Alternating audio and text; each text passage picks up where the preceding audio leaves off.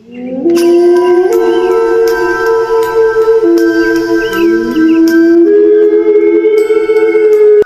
Radit berdiri di pinggir desa Gunung Kelapa, desa kecil yang dikelilingi kebun rambutan, sawah yang menguning, dan sebuah hutan kecil yang sudah lama dianggap biasa oleh warga.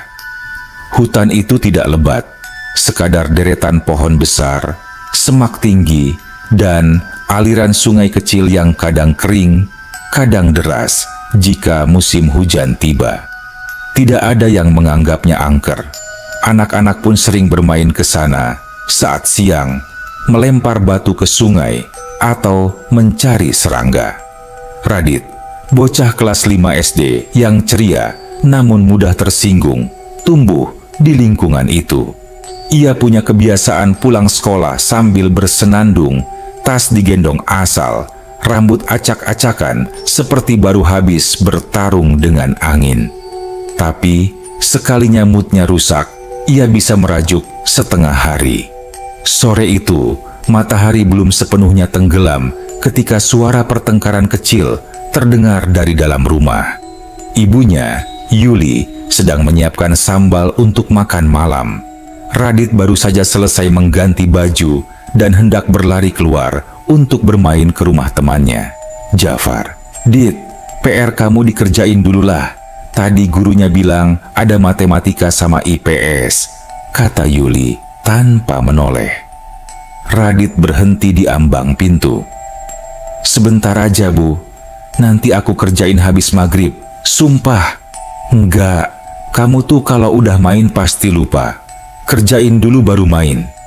Radit mengerucutkan bibir. Nada ibunya terdengar keras, tapi sebenarnya biasa saja. Hanya saja Radit sedang tidak mood hari itu. "Bu, aku cuma sebentar." "Tidak, kerjakan PR dulu." Suara piring beradu dengan meja membuat Radit terkejut. Rasa kesal langsung naik ke dada. Tanpa menjawab, Radit membanting langkahnya pergi. Ia melangkah cepat melewati teras belakang rumah, menuju kebun kecil di belakang dapur, area yang memisahkan rumah mereka dengan hutan kecil desa. Ibunya sempat berseru, "Radit, jangan jauh-jauh." Tapi Radit tidak mau mendengar. Kebun belakang rumah Radit sebenarnya hanyalah area sempit berisi pohon pisang, singkong, dan beberapa semak liar. Tapi setelah matahari condong, area itu terasa lebih sejuk. Udara senja memeluk kulit seperti selimut tipis. Radit duduk di atas akar besar pohon jambu yang tumbuh miring. Ia mengusap tanah dengan ujung sandal jepitnya. Dadanya masih naik turun karena kesal. PR mulu, gerutunya. Kalau sedang begini, dunia seolah tidak adil baginya. Di kejauhan, suara burung-burung mulai pamit pada senja. Cahaya jingga berubah semakin redup. Radit awalnya hanya ingin duduk beberapa menit untuk menenangkan diri. Tapi kemudian ia mendengar sesuatu, suara gemericik air. Padahal ia ingat sungai kecil itu biasanya tidak terdengar dari area kebun. Apalagi saat musim kering seperti sekarang. Ia berdiri, ia ingin tahu. Tanpa sadar, langkah kecilnya menjauhi batas kebun. Ia menyibak semak, berjalan mengikuti bunyi air itu. Tak begitu keras, tapi jelas, seperti seseorang sedang menuang air ke batu. "Kayaknya sungainya lagi ngalir," gumamnya pelan. Hutan kecil itu menyambutnya dengan aroma tanah lembab. Meskipun dekat rumah, Radit jarang masuk sendirian. Hutan itu terasa berbeda jika menjelang malam. Pohon-pohonnya seperti berdiri lebih tinggi, bayangan-bayangannya lebih panjang. Namun, suara air membuatnya penasaran. Ia terus melangkah, menangkap sinar jingga terakhir yang menembus sela ranting. 5 menit, 10 menit, hingga akhirnya Radit tidak lagi melihat kebun di belakangnya. Ia berhenti tiba-tiba. Sungainya tidak terlihat, suara air pun menghilang. Yang ada hanya suara dedaunan bergesek pelan. Radit menelan ludah. "Loh, tadi lewat mana ya?" Ia menoleh ke belakang, tapi yang dilihat hanya rumpun bambu, pohon-pohon besar, dan kabut tipis yang mulai turun. Ia mengerutkan kening, mencoba mengingat langkahnya, tapi semuanya terasa mirip. Setiap pohon seperti kembaran dari pohon sebelumnya. Perlahan langit kehilangan warnanya. Senja berubah menjadi kelabu. Radit mulai panik. "Bu," panggilnya lirih. Tidak ada jawaban. Ia mundur beberapa langkah, lalu berusaha berjalan ke arah yang ia pikir benar. Namun semakin lama, ia semakin tidak yakin. Tiba-tiba, krah, suara ranting patah terdengar dari balik semak. Radit membeku, keringat dingin mengalir di punggung. Ia memandang gelap di depannya, matanya terbiasa perlahan. Dan di sana, di bawah semak besar, 2 titik hijau berkilat muncul. Mata itu tidak seperti cahaya lampu. Lebih menyerupai pantulan cahaya dari makhluk yang sedang menatap langsung ke arah Radit. Sepasang mata itu bergerak rendah, seperti makhluk berkaki 4.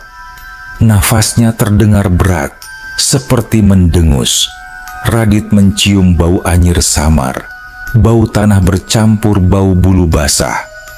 Anjing hutan. Suaranya nyaris tidak keluar. Hewan itu melangkah maju. Bayangan tubuhnya tampak kurus namun panjang. Telinganya berdiri, bulunya kusut gelap. Anjing hutan atau apapun itu mengeluarkan suara rendah seperti geraman. Refleks. Radit berlari ke pohon besar terdekat dan memanjat. Meski tangannya gemetar, kaki kecilnya lincah meraih cabang pertama. Ia menarik tubuhnya ke atas, napasnya berat dan terpecah. Hewan itu sudah berada di bawah pohon. Ia mengitari batang pohon sambil mendongak, mengendus-ngendus, sesekali menggeram. Radit menutup mulutnya, menahan tangis, jantungnya berdegup sangat keras. Lalu, suara lain datang.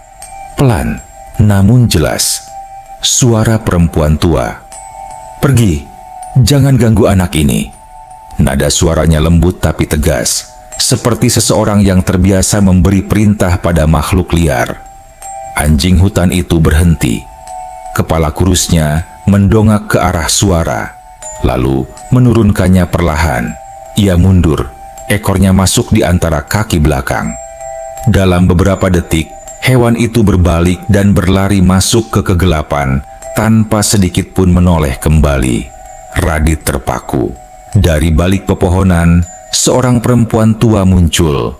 Tubuhnya kecil, mungkin tak lebih tinggi dari Radit. Ia mengenakan kain tudung abu-abu panjang yang menutupi hampir seluruh wajahnya. Kain itu bergerak perlahan mengikuti hembusan angin, membuatnya tampak seperti bayangan hidup. Namun anehnya, Radit tidak merasa takut, hanya terkejut. Perempuan itu mendongak, menatap Radit yang masih bergantung di dahan pohon. "Ayo turun, nak. Tidak apa-apa," katanya lembut. Radit hanya mampu menelan ludah. Senja telah hilang, dan malam mulai terasa terlalu dekat. Radit masih berpegangan pada dahan pohon. Tubuhnya bergetar, lututnya lemas, napasnya memburu. Setelah anjing hutan itu pergi, yang tersisa hanya suara dedaunan yang bergerak pelan tertiup angin. Perempuan tua berkerudung abu-abu itu berdiri tidak jauh dari pohon. Tubuhnya kecil namun tegap, seperti sebatang ranting tua yang tetap kokoh meski diterpa usia. Tudung panjang itu menutupi hampir seluruh wajahnya, membuat Radit sulit menebak seperti apa sebenarnya rupa nenek tersebut. Tapi anehnya, ia tidak merasa takut seperti saat melihat mata hijau hewan tadi. Justru ada sesuatu yang menenangkan, seperti suara hujan sedang atau bau tanah basah setelah kemarau. "Ayo, turun nak." Suara perempuan itu terdengar lembut. "Sudah aman." Radit menelan ludah. Ia menurunkan kakinya perlahan-lahan, menggeser tangan dari dahan ke dahan, hingga akhirnya kakinya menyentuh tanah yang dingin. Ia masih gelisah, tapi keberadaan nenek itu membuat ketakutannya berkurang sedikit. Perempuan itu mengangguk pelan. Kau tersesat ya? Radit mengangguk cepat. Iya, Nek. Radit tadi cuma ngikutin suara air, terus nggak tahu jalan pulang. Ibu pasti lagi nyari. Nama ibunya, Yuli, muncul di pikirannya dengan cepat. Tadi ia kabur karena marah. Sekarang ia ingin sekali memeluk ibunya dan meminta maaf. Tapi ia bahkan tidak tahu di mana letak rumahnya. Perutnya bunyi pelan. Kau lapar? Tanya nenek itu, seolah sudah membaca keadaan. Radit mengangguk, malu. Nenek itu merogoh kantung kainnya dan mengeluarkan sepotong roti hijau aneh. Bentuknya seperti daun yang dilipat menjadi bundar pipi. Aromanya wangi lembut. Ini roti daun, katanya. Makan saja, manis kok. Radit ragu sejenak. Ibunya pernah bilang, jangan sembarangan menerima makanan. Tapi situasinya berbeda. Ia tidak bisa menunggu sampai pagi. Perutnya sudah sangat lapar. Dan nenek itu tidak tampak berbahaya. Ia menggigit sedikit. Rasanya manis, tapi bukan manis permen. Lebih seperti madu yang dicampur aroma hutan, lumer, dan hangat. Rasa hangat itu merembes dari lidah ke dada, membuat tubuh Radit rileks. Namaku Nenek Rantam, kata perempuan itu, akhirnya memperkenalkan diri. Panggil saja Nenek. Radit mengangguk. Terima kasih, Nek. Ia memandang sekitar. Nenek rumahnya dekat sini? Radit mau pulang. Ibu nanti marah banget. Nenek Rantam menatap jalan gelap di belakang Radit, lalu menunjuk ke arah yang berbeda, ke jalur sempit yang bahkan Radit belum pernah lihat. Kita pulang lewat sini, katanya. Radit memiringkan kepala. Tapi itu bukan jalan ke desa. Tenang, jawab nenek itu tenang. Jalan pintas. Radit bimbang. Tapi ketika memandang ke belakang, ia ingat mata hijau hewan tadi. Hatinya mengecil. Lebih baik mengikuti nenek ini daripada berjalan sendirian. Baik, Nek, ujarnya pelan. Perjalanan mereka dimulai. Jalur itu sempit, dipenuhi akar dan rumput tinggi. Udara berubah lebih dingin. Langit semakin gelap, hampir tanpa warna. Radit berjalan tepat di belakang Nenek Rantam. Yang membuatnya heran, langkah nenek itu sangat ringan. Tidak terdengar suara kaki menginjak dedaunan. Kain tudungnya juga tidak tersangkut ranting, seolah hutan memberikan jalan. Kamu pegang ujung kainku, biar tidak terpleset, kata nenek itu tanpa menoleh, seolah bisa membaca pikiran Radit yang mulai gentar. Radit memegang ujung kainnya yang dingin namun lembut. Ia mencoba melongok ke tanah setiap beberapa langkah, dan di sanalah ia melihat keanehan lain. Di area-area yang lebih gelap, terutama di bawah akar besar, rumput kecil memancarkan cahaya biru redup. Tidak terang, tapi cukup membuat jalur tampak seperti dihiasi titik-titik cahaya. Apa itu? Rumputnya kok nyala? Tanya Radit setengah berbisik. Hanya rumput penunjuk. Tidak usah takut, jawab nenek itu santai. Mereka terus berjalan. Kabut tipis mulai naik, seperti asap lembut dari tanah. Suara jangkrik perlahan menghilang, digantikan oleh suara dengungan halus yang bergetar dari kejauhan. Bukan seperti serangga, lebih seperti nyanyian yang diputar terlalu lambat. Nek, kita makin jauh. Bukan keluar hutan ya? Nenek berhenti sebentar.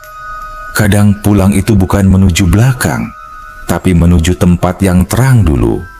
Radit tidak terlalu paham, tapi ia mengangguk. Beberapa menit kemudian, kabut mulai memisah sedikit, membuka pemandangan yang membuat Radit terdiam kaku. Titik-titik cahaya kuning keemasan mulai tampak, menggantung rendah, sebesar kepala manusia. Cahaya itu tidak berasal dari lampu listrik, tapi dari bola-bola bercahaya yang melayang pelan, seolah hidup. Di balik cahaya-cahaya itu, tampak rumah-rumah kecil, dibangun dari batu hitam yang mengilap. Bentuknya seperti setengah kubah dengan ukiran tipis yang memancarkan sinar halus. Asap lembut keluar dari cerobongnya, tapi bukan asap abu-abu, lebih seperti uap dingin yang bergerak perlahan. Radit terpaku. "Nek, itu kampung apa?" Suaranya nyaris hilang. "Kampung Bayang," jawab Nenek Rantam. Saat mereka masuk beberapa langkah lebih jauh, sosok-sosok mulai muncul dari balik rumah. Penduduknya, wajah mereka tenang. Kulit mereka seperti bayangan padat, gelap, tapi lembut, seakan diisi cahaya samar dari dalam. Tidak ada garis senyum, tidak ada kerutan. Wajah mereka halus seperti topeng tanpa ekspresi, tapi mata mereka hidup, hangat. Seorang remaja perempuan muncul dari rumah paling dekat. Usianya mungkin belasan tahun. Rambutnya hitam dan halus, tapi kulitnya serupa kabut pekat yang dipadatkan. Ia berdiri tenang, memandang Radit dengan mata lembut.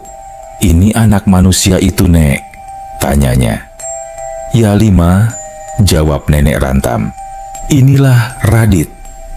5 tersenyum, bukan dengan bibir, tetapi dengan mata yang melembut. Ia jongkok agar sejajar dengan Radit. "Selamat datang, Radit," ucapnya. "Kami, suku Bayang, makhluk di batas dunia manusia dan dunia malam." Radit terpaku, tidak tahu harus takut atau merasa aman. Tapi tatapan 5 membuat jantungnya tenang. Dan malam itu, ia baru memulai perjalanan yang akan mengubah hidupnya. Kampung Bayang tidak besar, tetapi terasa seperti dunia yang berdiri sendiri. Rumah-rumah batu hitamnya memantulkan cahaya keemasan dari bola-bola lampu yang melayang rendah, membuat udara tampak berkilatan seperti dipenuhi debu emas. Setiap langkah menimbulkan bunyi halus, seolah tanahnya terbuat dari pasir lembut yang bercampur bayangan. Radit mengedarkan pandang dengan penuh takjub dan ketakutan yang samar. Tidak ada suara bising, tidak ada hewan, tidak ada bau asap dapur seperti di desa tempat tinggalnya. Udara di sini seperti hening yang hidup. Nenek Rantam memperlambat langkahnya ketika semakin banyak penduduk keluar. Mereka berdiri tenang, memandang Radit dengan mata yang dalam dan lembut. Tidak ada yang mendekat terlalu dekat, tidak ada yang bergerak cepat. Semuanya terasa seperti mimpi yang bergerak lambat. 5 berjalan di sisi Radit. Langkahnya senyap, hampir tidak terdengar. "Radit," katanya pelan, "jangan takut, kami tidak menyakiti manusia." Radit menatapnya. "Kenapa wajah kalian gak ada garis senyumnya? Kayak topeng?" 5 tersenyum dengan matanya, cara khas suku Bayang. "Wujud kami belum lengkap, karena kami belum sempurna menjadi cahaya. Kami hidup di batas gelap dan terang." Kalimat itu bagi Radit seperti cerita dongeng. Tapi suasana di sekitar membuatnya percaya. Beberapa anak suku Bayang muncul dari balik rumah-rumah. Tubuh mereka kecil, seperti anak-anak pada umumnya, tapi kulit mereka bergerak lembut, seperti udara panas di atas jalan berbatu. Salah satu anak kecil mendekat sambil membawa sesuatu seperti buah hitam berbentuk bulat. "Ini untukmu," kata anak itu sopan. Nenek Rantam mengangguk pada Radit. "Ambillah, mereka menyambutmu." Radit menerima buah itu, lalu menatap Nenek Rantam memastikan. Setelah mendapat anggukan kedua, ia menggigit sedikit. Rasanya seperti anggur, tapi lebih harum. Seperti ada madu dan dingin embun sekaligus. 5 terkekeh kecil, suara lembut, hampir seperti denting gelas tipis. "Kami menyebutnya buah bayu, buah hutan kami yang tumbuh dari kabut." Radit mengangguk, masih mengunyah dengan mata berbinar. Kalau Radit mau, kata Lima. Aku bisa tunjukkan permainan cahaya. Permainan apa? Radit langsung penasaran. Lima menadahkan telapak tangannya ke udara. Mengalir dari kulitnya, muncul sinar tipis, biru muda. Seperti cahaya bulan yang diperas menjadi garis. Sinar itu menari pelan, membentuk guratan di udara. Radit terbelalak. Kok bisa? Anak-anak lain mulai bergabung, membuat garis cahaya serupa. Beberapa garis membentuk lingkaran, ada yang membentuk bunga, bahkan ada yang membentuk burung kecil bersinar yang melayang sebentar sebelum menghilang seperti asap disapa angin. Lima melambaikan tangan. Ayo, coba sentuh. Radit ragu, tapi ia mengulurkan jemarinya. Ketika jarinya menyentuh cahaya itu, ia merasakan sensasi dingin, bukan dingin angin malam, tapi dingin yang menenangkan, seperti menyentuh air pagi di sungai. Cahaya itu bergerak mengikuti jemarinya. Radit menunjuk langit, dan sinarnya merentang mengikuti arah tangannya. Wah, teriaknya kecil, kayak melukis. Anak-anak suku Bayang tersenyum dengan mata mereka. Lima menatap Radit dengan ekspresi bangga. Kau cepat belajar, katanya. Radit jadi bisa kayak kalian? Tanya Radit polos. Tidak sepenuhnya, jawab Lima. Manusia terikat pada tubuh terang. Kekuatan kami berasal dari bayangan. Tapi, kau bisa bermain dengan cahaya kami selama kau berada di sini. Radit tertawa kecil. Untuk sesaat, ia lupa bahwa ia tersesat. Lupa bahwa ibunya, Yuli, mungkin sedang menangis panik di rumah. Lupa bahwa malam semakin gelap. Ia merasa aman, terlalu aman. Setelah bermain sebentar, Lima mengajak Radit duduk di dekat batu hitam besar yang memantulkan bayangan lembut. Batu itu hangat seperti dipanaskan dari dalam. Aku penasaran, kata Lima tiba-tiba. Kenapa kau masuk hutan sendirian? Anak manusia biasanya takut pada gelap. Radit melihat ke bawah. Jempol kakinya menggesek tanah. Tadi, Radit marah sama ibu soal PR. Padahal, mau main bentar. Terus Radit pergi ke kebun belakang, terus dengar suara air. Malah nyasar. Lima menatapnya dengan mata yang lembut, seolah memahami sesuatu yang lebih besar dari cerita itu. Kemarahan kecil bisa membawa manusia ke tempat yang tidak mereka duga, katanya. Tapi kadang, itu adalah cara dunia menarik perhatianmu. Radit mengerutkan kening. Maksudnya, sebelum Lima menjawab, Nenek Rantam berjalan mendekat. Cukup bermainnya untuk malam ini, katanya. Radit harus pulang. Radit sontak berdiri. Iya, Nek, ayo pulang. Tiba-tiba, ia ingat keluarganya. Ingat rumahnya. Ingat lampu dapur yang menguning. Ingat suara ibunya memanggil namanya. Tapi, Radit berhenti. Kita kesini lewat mana ya? Nenek Rantam menatap jalan di balik kabut. Sama seperti datangnya, tapi ada jalur lain untuk kembali. Radit menatap Lima, lalu penduduk lain yang perlahan mundur, memberi jarak. Terima kasih, ya, ucap Radit tulus. Lima mengangguk lembut. Kalau kau rindu, panggil kami saat hatimu jernih. Radit tidak tahu apa maksudnya, tapi ia mengangguk saja. Namun tepat saat Nenek Rantam menggenggam tangannya, Radit merasakan kantuk datang perlahan. Bukan kantuk biasa, lebih seperti selimut tebal yang menimpa tubuhnya. Berat, hangat, menenangkan. Nek, kenapa? Ngantuk? Tidak apa, jawab Nenek Rantam lirih. Pulang ke rumah, butuh tidur yang bersih. Lima mengusap kepala Radit terakhir kali. Sentuhannya dingin, tapi lembut seperti embun. Selamat tidur, Radit kecil. Dan dunia pun meredup.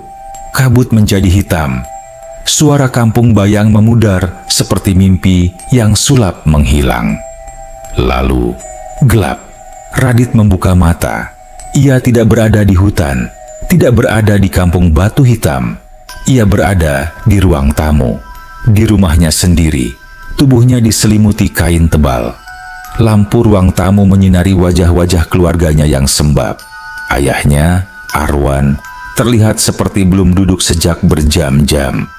Kakaknya, Dava, memegangi tangan Radit dengan mata yang bengkak karena menangis. Ibunya, Yuli, memeluk wajahnya sambil terisak.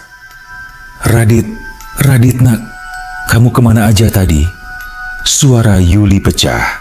Radit ingin menjawab, tapi suaranya serak. Dan ketika ia akhirnya bisa berbicara, "Ibu, Radit habis dari kampung batu hitam. Sama nenek Rantam, sama Lima." Ayah dan ibu saling menatap. Dava menelan ludah. Mereka tidak percaya. Tentu saja tidak. Setelah malam Radit ditemukan kembali di kebun belakang, desa kecil itu seperti menarik napas lega. Orang-orang yang sempat ikut mencari kini kembali beraktivitas. Namun keluarga Radit, Yuli, Arwan, dan Dava masih sering memandangi Radit seolah memastikan bahwa anak itu benar-benar ada di hadapan mereka, bukan bayangan. Radit sendiri masih bingung. Pengalamannya bertemu nenek Rantam, Lima, dan kampung bayang terasa nyata.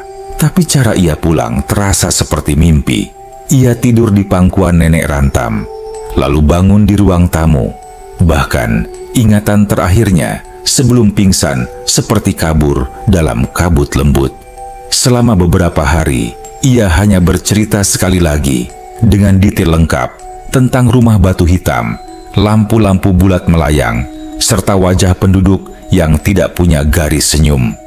Tapi orang tuanya menduga Radit mengalami halusinasi karena ketakutan atau tertidur terlalu lama di kebun sehingga bermimpi panjang. "Kamu beneran lihat kampung itu, Dit?" tanya Dava suatu malam. Radit mengangguk cepat. "Bener, Kak. Lima itu orangnya baik. Bisa keluarin cahaya dari tangan. Ada batu hitam. Ada buah hitam yang enak banget." Dava menghela napas dan mengelus kepala Radit. "Mungkin kamu mimpi panjang karena kecapean." Radit menggeleng cepat. "Enggak. Nenek Rantam itu ada beneran." Yuli menatap anaknya dengan campuran sedih dan bingung. Sebuah ketakutan kecil muncul di wajahnya. Takut bila kejadian itu, apapun itu, telah meninggalkan sesuatu yang tak bisa mereka mengerti. Tapi perubahan dalam diri Radit mulai terlihat tanpa Radit sadar. Perubahan pertama terjadi 2 hari kemudian. Pagi itu cuaca cerah, langit biru tanpa awan. Ibunya membawa bakul besar berisi pakaian yang hendak dijemur. Radit sedang makan roti coklat di meja makan. "Ibu jemur dulu ya," kata ibunya. Radit menoleh sekilas dari rotinya. "Jangan sekarang, Bu." Ibunya berhenti mengangkat bakul. "Loh, kenapa?" "Nanti jam 2 hujan," jawab Radit santai sambil kembali mengunyah. Ayahnya yang sedang mengikat tali sepatu menatap Radit sambil terkekeh. "Loh, jadi kamu pawang hujan sekarang?" Radit hanya mengangkat bahunya. "Lihat aja nanti." Dan benar saja. Tepat jam 2 siang, awan gelap muncul entah dari mana, dan hujan turun deras seakan ada pintu langit dibuka. Yuli berdiri di depan pintu dapur, memandang hujan yang menghantam halaman. "Nggak mungkin, pagi tadi cerah," gumamnya, setengah bicara pada diri sendiri. "Radit tadi bilang jam 2, Dava mengingatkan. Ibunya menatap Radit. Ada tanda tanya besar yang seakan menempel di wajahnya. "Dit, kamu kok tahu?" Radit menggeleng. "Nggak tahu, cuma rasanya aja. Dari pagi kulit Radit dingin, kayak kalau mau hujan." Perubahan kedua datang seminggu kemudian. Saat pulang sekolah, Radit berjalan bersama 3 temannya, Jafar, Miko, dan Salsa. Mereka biasanya melewati jembatan kecil dari besi yang menghubungkan jalan setapak dengan kampung seberang. Namun, siang itu Radit tiba-tiba berhenti. Bahkan wajahnya berubah. "Jangan lewat jembatan itu dulu," katanya pelan. "Loh, kenapa?" tanya Miko. "Jangan dulu." Radit tidak berteriak, tidak memaksa. Tapi nada suaranya aneh. Tenang, namun tegas. Seperti suara seseorang yang tahu sesuatu buruk akan terjadi. Ketiga, temannya berdiri ragu. "Tunggu sini aja bentar." Dan mereka menunggu. Baru 3 menit berlalu, sebuah motor dari arah seberang kehilangan kendali. Motor itu selip, menghantam pagar jembatan, dan hampir terjun ke sungai kecil di bawahnya. Pengendara hanya luka ringan, tapi pagar jembatan penyok. Jika anak-anak itu lewat beberapa menit lebih awal, mereka bisa tertabrak. Jafar menatap Radit dengan mulut menganga. "Kamu kok tahu?" Radit menatap jembatan, lalu mengusap tengkuknya. Tadi belakang leher Radit dingin, kayak kena angin dari belakang. Itu biasanya nggak enak. Anak-anak saling pandang. Dalam beberapa hari, gosip kecil menyebar bahwa Radit punya feeling sakti. Ada yang bilang Radit bisa menebak cuaca. Ada yang bilang Radit bisa merasakan bahaya. Ada yang bilang Radit bisa melihat yang tak terlihat. Tapi Radit sendiri bingung. Ia hanya tahu sejak malam itu dunia seperti berbisik. Bukan suara, bukan penglihatan gaib, lebih seperti rasa. Jika seseorang berniat buruk, udara di dekat Radit terasa berat. Jika seseorang mau menangis tapi menahan diri, dada Radit terasa melorot seperti ditarik.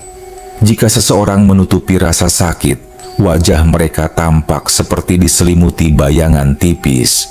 Bayangan seperti kulit suku bayang.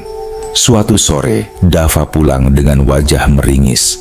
"Nggak apa-apa, cuman jatuh dari sepeda," katanya pada ibu saat melepas sepatu. Tapi Radit yang sedang main mobil-mobilan di lantai menghentikan mainannya. Ia menatap kakaknya. Wajah Dava tampak. Ada bayangan gelap tipis di sekitar mata. "Kak Dava sakit," katanya. Dava tersentak. "Enggak, Radit, kakak cuma pasti bagian sini yang sakit." Radit menunjuk pergelangan kaki sendiri. Bu Yuli dan Pak Arwan saling pandang, lalu buru-buru memeriksa.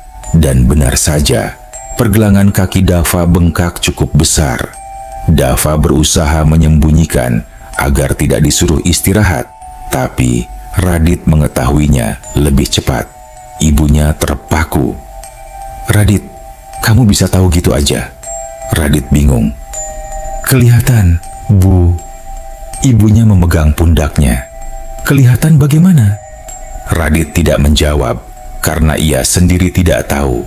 Hanya ia merasakan sesuatu, getaran halus di tubuhnya, seolah dunia di sekitarnya berubah sedikit setiap kali ada hal yang tidak beres.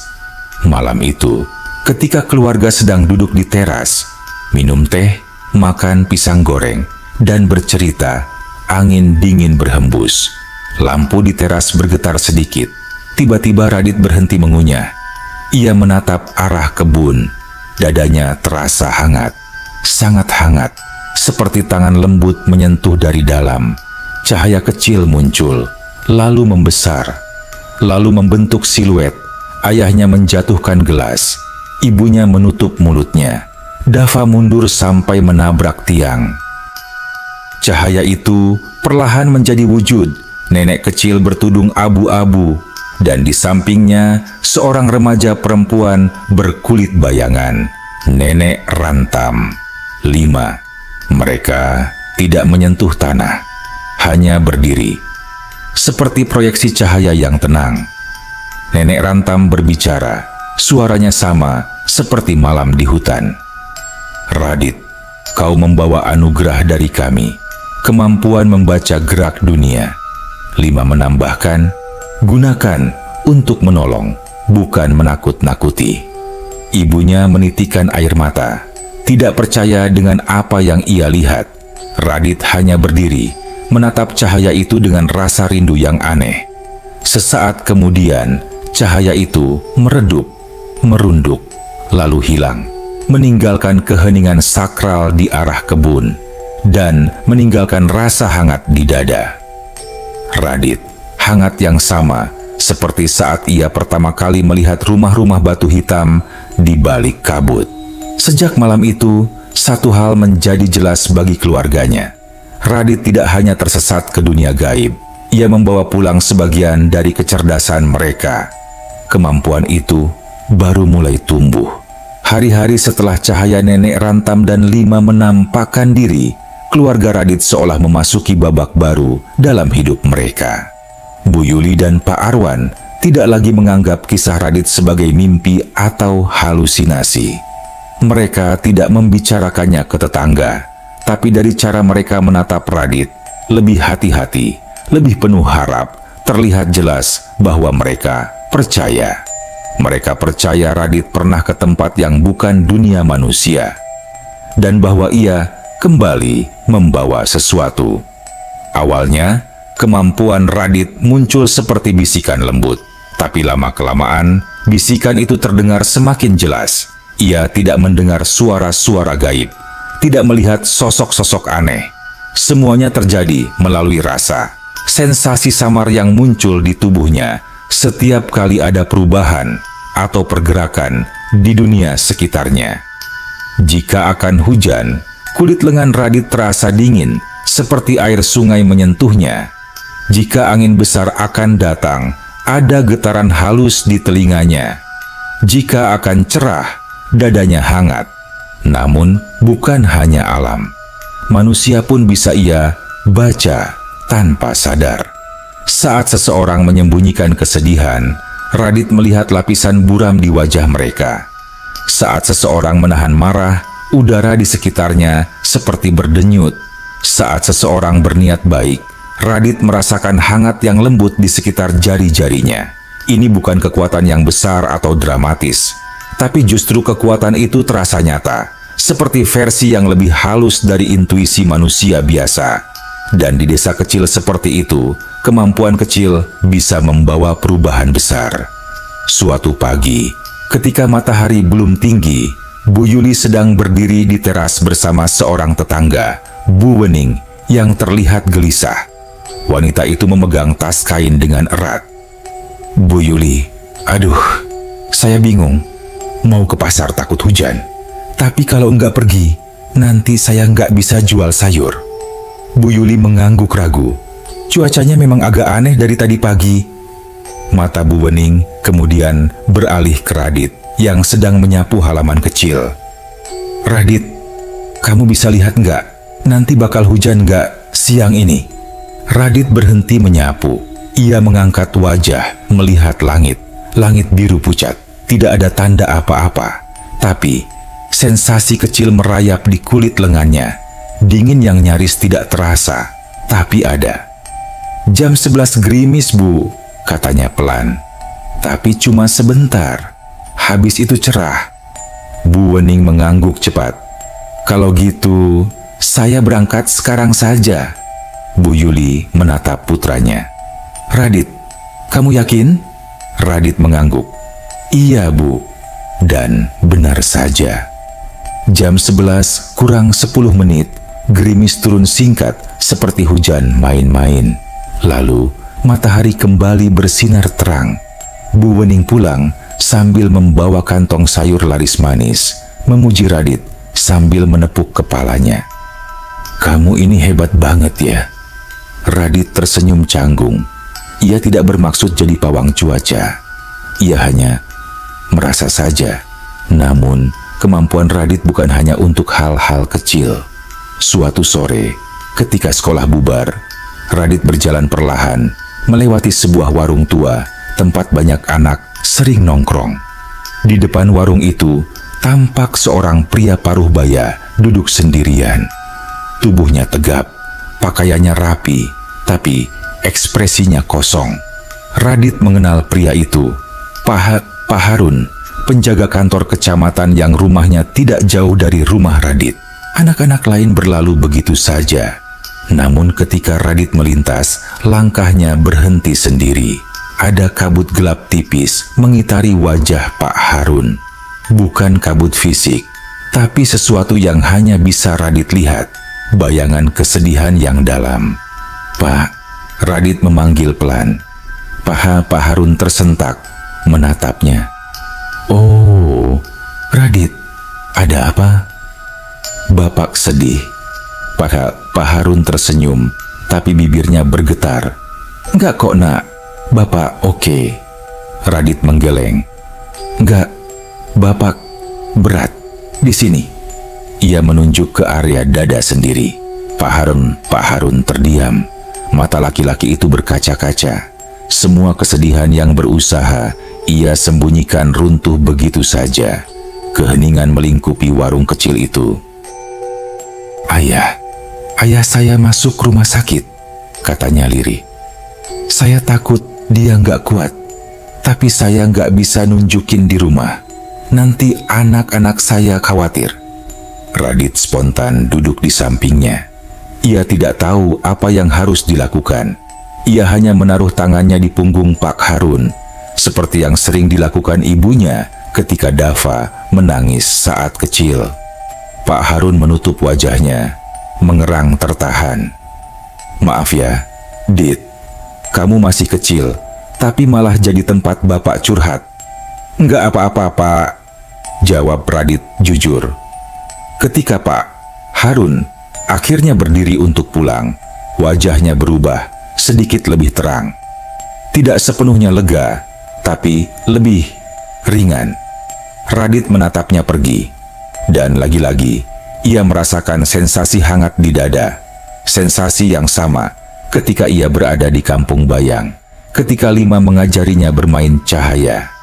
Seakan dunia berterima kasih padanya. Malam berikutnya, ibu dan ayahnya memanggil Radit ke ruang keluarga. Wajah mereka serius tapi tidak marah. "Radit, ayah dan ibu mau bicara," kata ayahnya. Radit duduk menatap mereka bergantian. Beberapa tetangga cerita ke ibu. Bu Yuli memulai. "Katanya kamu sering bantu mereka soal perasaan, soal cuaca, soal bahaya." Radit menunduk. "Maaf, Bu." Bu Yuli mengelus rambutnya. "Bukan marah, sayang. Ibu cuma khawatir. Kamu baik, tapi kamu masih kecil." Pak Arwan menambahkan, "Dan kami nggak mau orang lain salah paham atau takut sama kamu." Radit mengangguk. Ia mengerti. Tapi Bu Yuli menatap mata anak itu. "Kamu beneran bisa merasakan semua itu?" Radit berpikir sebentar. Lalu ia menunjuk dada. "Rasanya dari sini kayak ada yang nunjukin." Pak Arwan dan Bu Yuli saling pandang. Ada rasa gentar sekaligus bangga. "Dit," Pak Arwan mulai lagi. "Kalau memang itu pemberian, kalau memang kamu dapat setelah kejadian malam itu, kamu harus hati-hati. Jangan sembarangan. Jangan paksakan diri." Radit mengangguk lagi. Ia tidak ingin menakut-nakuti siapapun. Ia hanya ingin membantu. Bu Yuli memegang pipi Radit dengan kedua tangan. "Kalau kamu capek atau takut, bilang sama ibu. Kita hadapi sama-sama." Radit memeluk ibunya. "Iya, Bu." Dan untuk pertama kalinya sejak kembali dari dunia bayang, Radit merasa benar-benar aman. Namun, malam berikutnya, sesuatu terjadi. Radit terbangun dari tidur karena sensasi dingin mengalir di tengkuk. Ia mengangkat wajah. Kamar gelap, tapi tidak menakutkan. Namun, ada sesuatu, hembusan tipis lewat jendela yang tertutup rapat. Ia bangkit dari kasur dan berjalan ke jendela. Perasaan itu muncul lagi, tapi berbeda. Lebih tajam, lebih jelas. Ada sesuatu di luar rumah, sesuatu yang memanggilnya. Hembusan itu bukan angin, bukan suara, lebih seperti undangan. Radit memegang dada, hangat, sehangat sentuhan Lima, sehangat suara Nenek Rantam. Radit membuka mulut, berbisik sangat pelan, "Lima." Dan ketika ia mengucapkannya, cahaya kecil tiba-tiba menyala di sudut kamar, lemah, lembut, berdenyut seperti jantung. Radit terpaku. Ia tahu cahaya itu. Ia tahu apa artinya. Dunia bayang tidak sepenuhnya pergi darinya. Mereka kembali menghubunginya, entah untuk alasan apa. Cahaya kecil yang tiba-tiba muncul di sudut kamar Radit bukan seperti cahaya lampu. Bentuknya lembut, bundar, bergerak pelan, seperti kunang-kunang yang terbuat dari kabut tipis. Radit menatapnya, takut tapi rindu, bingung tapi lega. Cahaya itu mengembun seperti napas hangat di udara dingin. "Lima," bisiknya lagi. Cahaya itu berdenyut sekali, lalu memanjang pelan, membentuk garis tipis yang melengkung di udara. Garis itu membesar, menjadi sosok samar. Kontur halus mulai terlihat, tubuh kecil berkerudung abu-abu, dan di sampingnya siluet remaja perempuan berkulit bayangan. Nenek Rantam, Lima. Tidak sepenuhnya nyata seperti saat mereka muncul di ruang tamu. Kali ini bentuk mereka lebih halus, seakan ditiup angin lembut. Radit merasakan dadanya hangat. "Nenek, Lima." Lima menaikkan tangan lembutnya, seolah ingin menepuk pipi Radit dari jarak jauh. "Kau memanggil," katanya dalam bisikan yang terdengar seperti dua suara bercampur, suara manusia dan suara kabut. Radit mengangguk pelan. "Aku kangen." Nenek Rantam mendekat sedikit. "Kami datang bukan karena kangenmu saja, Radit. Ada hal yang perlu kau dengar."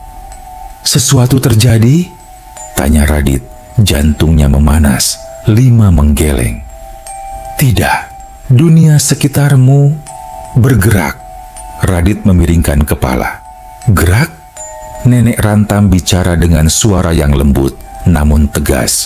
Suara yang sama saat mengusir anjing hutan malam itu.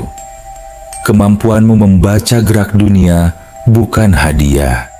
Itu titipan. Dan seperti semua titipan, suatu hari harus dimanfaatkan dengan benar." Radit menunduk. "Radit udah coba bantu orang, Nek." "Kami tahu," ucap Lima. "Kau membantu temanku, Pak Harun. Kau membantu teman-temanmu menghindari bahaya. Kau menolong ibumu menjemur pakaian. Kau melakukan semuanya tanpa diminta. Itu cara yang baik." Radit menggosok telapak tangannya. Tapi kadang Radit takut kalau orang-orang tahu Radit nanti dianggap aneh. Lima tersenyum dengan matanya. "Kau bukan aneh. Kau terbuka." Nenek Rantam melanjutkan, "Dunia manusia sering menutup mata pada tanda-tanda kecil. Padahal tanda-tanda itu selalu ada. Kau hanya diberi kemampuan untuk merasakannya lebih dulu." Radit mengangguk. Ia ingat sensasi dingin di tengkuknya sebelum bahaya. Ia ingat hangat di dada saat seseorang berniat baik. Ia ingat kabut tipis yang muncul ketika seseorang menyembunyikan kesedihan. Semua itu kini terdengar masuk akal. "Terus, kenapa nenek datang lagi?" tanya Radit. Lima mendekat sedikit. Wajahnya tidak lagi setenang biasanya. Ada semacam kekhawatiran tipis di matanya, sesuatu yang Radit belum pernah lihat. "Karena kau akan menghadapi sesuatu," kata Lima. "Sesuatu yang hanya bisa kau rasakan, bukan orang lain." Radit menelan ludah. "Apa? Bahaya?" Tidak, jawab Nenek Rantam. Bukan bahaya, tapi pilihan. 5 menunjuk dada Radit. Hatimu berubah cepat, Radit. Kadang tenang, kadang gelisah.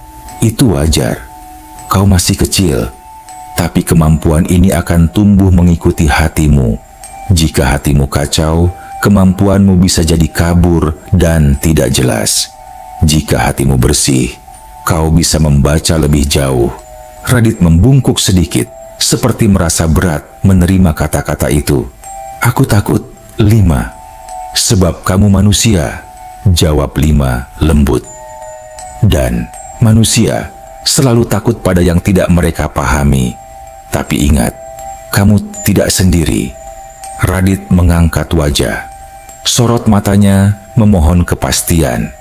Nenek Rantam meraih udara di depannya, meski tidak menyentuh Radit. Kami tidak bisa selalu datang. Dunia kami dan dunia manusia dipisahkan oleh batas kabut. Tapi kami bisa menuntunmu lewat tanda.